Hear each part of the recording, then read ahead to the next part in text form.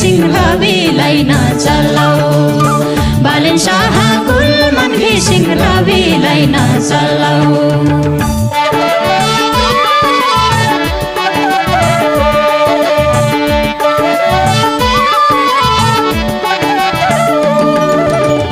लाखौं जनता सडकमा छौ मरे सयौं मर्छौ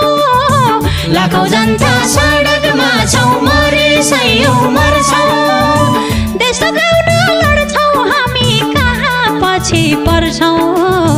देश गाउन लड्छौ हामी कहाँ पछि पर्छौ देश गाउन